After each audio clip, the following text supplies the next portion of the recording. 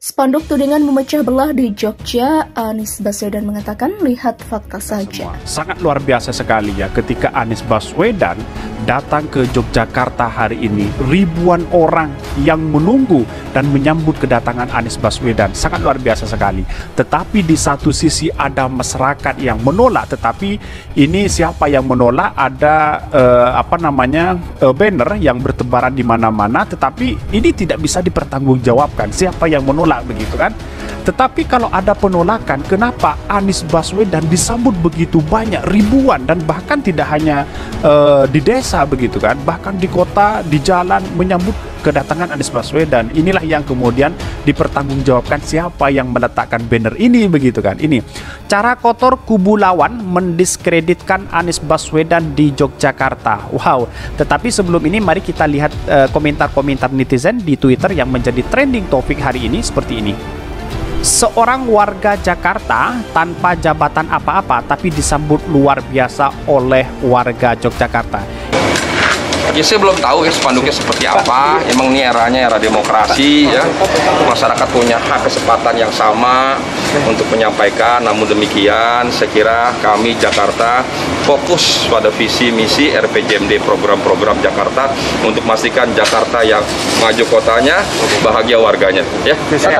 Tidak ada urusan politik ya. Mantan Gubernur DKI Jakarta Anies Baswedan menanggapi spanduk penolakan kedatangannya dan tudingan memecah belah di Yogyakarta. Dia menilai spanduk liar yang beredar di Kecamatan Melati, Sleman adalah hak petugas yang melakukan pencopotan. Kalau saya sih sederhana, kalau mau melihat tentang apa yang menjadi pandangan, maka lihat saja apa yang sudah dikerjakan di Jakarta. 5 tahun di Jakarta, ini itu fakta bukan tudingan dan persepsi, kata Anies. Anies meminta agar masyarakat datang dan melihat secara langsung kerja nyata dia saat melaksanakan tugasnya sebagai pemimpin di ibu kota. Dan saya juga mengundang kepada semua bahwa yuk lihat saja petanya biar lihat kenyataannya, tutur Anies. Ia menyebut untuk melihat hasil kerja seseorang itu sebaiknya berdasarkan fakta dan kenyataannya dan kenyataan yang ada. Sebelumnya spanduk bergambar karikatur Anies dicopoti selain pemasangannya yang dinilai tidak sesuai ketentuan dan perizinan. Hal tersebut dianggap berisi konten provokatif terkait pelaksanaan pemilihan presiden atau Pilpres 2024 mendatang. Dalam spanduk yang beredar juga berisi kalimat,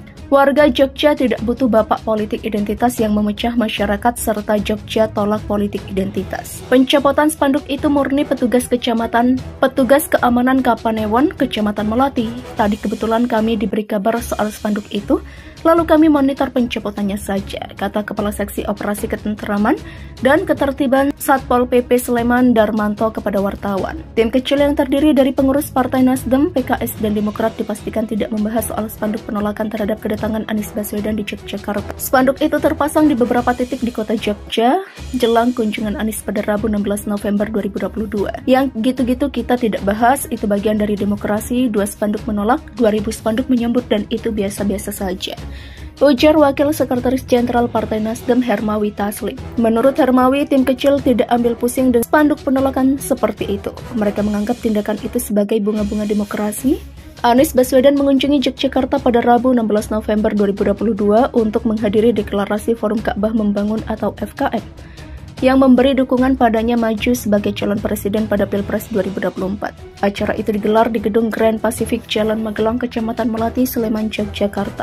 Sebelum acara berlangsung, sejumlah petugas pun mencopot spanduk penolakan terhadap Anies tersebut. Dalam sejumlah spanduk itu nampak karikatur Anies di dalam bingkai lingkaran merah seperti tanda dilarang disertai tulisan orang munafik membawa agama untuk politik. Tak hanya itu, dalam spanduk itu juga ada kalimat warga Jogja tidak butuh bapak politik identitas yang memecah masyarakat serta Jogja tolak politik identitas. Dalam pertemuan tim kecil yang digelar di restoran Pagi Sore Tebet, Jakarta Selatan sekitar pukul 13.00, sejumlah pengurus inti ketiga partai turut hadir. Mereka antara lain Wakil Ketua Majelis Syuro PKS Sahibul Iman, mantan Menteri Energi dan Sumber Daya Mineral atau ESDM Sudirman Said, lalu Sekretaris Jenderal Partai Demokrat Teuku Rifki Harsha dan Ketua DPP Partai Nasdem Willy Aditya. Anies Baswedan juga turut hadir dalam pertemuan yang diselingi makan siang itu. Hermawi bercerita obrolan dalam tim kecil itu banyak membahas soal evaluasi safari politik yang dilakukan mantan Gubernur DKI Jakarta itu, beberapa tempat yang sempat Anies datangi untuk bertemu para relawan dan simpatisannya itu adalah Yogyakarta dan Medan. Hermawi mengatakan tim kecil juga turut membahas rencana safari politik Anies selanjutnya yang bakal dilakukan dalam waktu dekat.